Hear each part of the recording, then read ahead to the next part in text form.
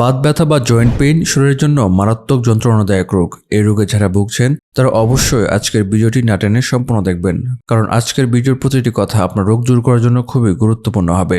প্রথমে জেনে নিন আসলে বাত ব্যথা কেন হচ্ছে। আপনার অস্থিসন্ধিতে ইউরিক অ্যাসিড জমা হয়ে এই রোগের উৎপত্তি হয়। মূত্রের মাধ্যমে যে পরিমাণ স্বাভাবিক ইউরিক অ্যাসিড বেরিয়ে যায় তার থেকে বেশি পরিমাণে ইউরিক অ্যাসিড আমাদের যকৃৎ তৈরি করে, আর তখনই তা রক্তে বেড়ে যায়। অথবা খাবারের মাধ্যমে যদি আপনি বেশি পরিমাণ ইউরিক অ্যাসিড গ্রহণ করতে থাকেন তখন কিন্তু আপনার থেকে এই রোগের উৎপত্তিও বেশি হবে। আর কিডনি যখন রক্ত থেকে যথেষ্ট পরিমাণ ফিল্টার করতে না পারে তখনই বাতের উপসর্গগুলো দেখা দেয়। আমরা না বুঝে এমন কিছু খাবার খাচ্ছি, আবার এমন কিছু খাবার এড়িয়ে যাচ্ছি যার কারণে আমরা সুস্থ হতে পারছি না। তাই আজকের আলোচনাতে আমরা জানবো আমাদের বাত ব্যথার জন্য কোন খাবারগুলো অবশ্যই বাদ দিতে হবে। বাত ব্যথা জয়েন্ট পেইন দূর করতে হলে আপনাকে অবশ্যই খাবারের মাধ্যমে সুস্থতা চিন্তা করতে হবে। ইউরিক অ্যাসিড বেড়ে যাওয়া ছাড়াও জয়েন্ট পেইনের আরও কিছু উল্লেখযোগ্য কারণ রয়েছে, যেমন শরীর অত্যধিক মোটা হয়ে যাওয়া অথবা অ্যানিমিয়া বা রক্তস্বল্পতার কারণে এই ধরনের জয়েন্ট পেইন হচ্ছে। আর জয়েন্ট পেইন হলে যারা পেইন কিলার নামক কিছু ওষুধ খেয়ে নিয়েছেন, অর্থাৎ তাৎক্ষণিকভাবে আপনার শরীরে ব্যথা দূর করার জন্য যেসব ওষুধ সেবন করছেন তা কিন্তু আপনার লিভারের জন্য মারাত্মক ক্ষতিকর। লিভার কিডনি ড্যামেজ করে দিতে পারে এসব ওষুধ। একদম স্লো পয়জনের মতো কাজ করে।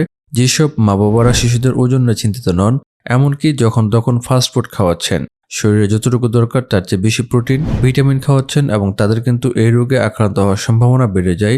কেবলমাত্র খাবার নয়, আপনাকে পানির পরিমাণও নির্দিষ্ট পরিমাণ মতো এবং নির্দিষ্ট নিয়ম অনুযায়ী পান করতে হবে।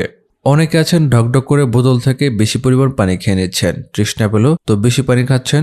বন্ধুরা, যদি এভাবে পানি পান করে থাকেন তাহলে কিন্তু আপনার জয়েন্ট পেইন ধীরে ধীরে বাড়বে, সেই সাথে বাড়বে ওজন। সবসময় আরাম করে ধীরে ধীরে উষ্ণ পানি বসে পান করবেন, এবং এতে বরং শরীরের বাত ব্যথা জয়েন্ট পেইন দূর হয়ে যাবে।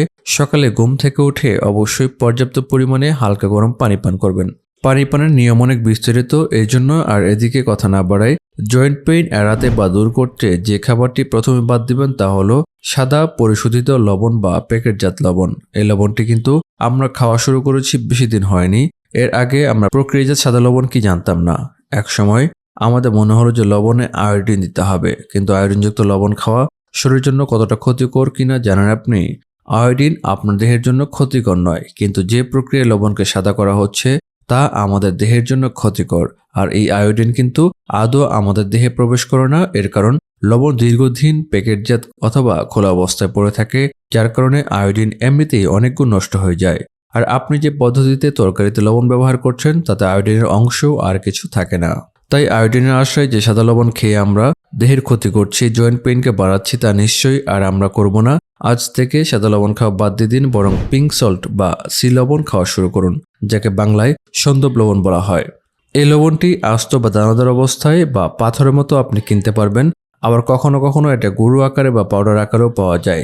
এই লবণ খেলে সেই সাথে ভালো থাকবে আপনার হার্ট, কিডনি, লিভার। কখনোই হাই ব্লাড প্রেশার হবে না, হাই কোলেস্টেরল এড়াতে পারবেন। এই কারণেই আপনার হার্ট ভালো থাকবে। দ্বিতীয় খাবারটি হচ্ছে পরিশোধিত চিনি, সাদা চিনি বা কৃত্রিম চিনি। এই কৃত্রিম চিনি কিন্তু আপনার দেহের জন্য ক্ষতিকর। বন্ধুরা, যাদের ডায়াবেটিস বা সুগারের পরিমাণ বেড়ে গেছে বলে কৃত্রিম চিনি গ্রহণ করছেন, তারা কিন্তু মারাত্মক ক্ষতি ডেকে আনছেন নিজের। এর ফলে আপনার দেহে বিভিন্ন রোগের জন্ম হবে। সবচেয়ে আগে যেটা হবে তা হলো জয়েন্ট পেইন। এই পরিশোধিত সাদা চিনি বা কৃত্রিম চিনিতে AGH নামের বিষাক্ত উপাদান থাকার কারণে আপনার দেহে প্রদাহ বেড়ে যায়। আর বন্ধু, যখন প্রদাহ বাড়বে তখন কিন্তু আপনার জয়েন্ট পেইনও বাড়বে। পাশাপাশি অতিরিক্ত ক্যালোরি থাকার কারণে এটি আপনার ওজন অনেক গুণ বাড়িয়ে দেবে। অতিরিক্ত ওজন জয়েন্টের উপর চাপ সৃষ্টি করে এবং এর কারণে ব্যথা হতে পারে।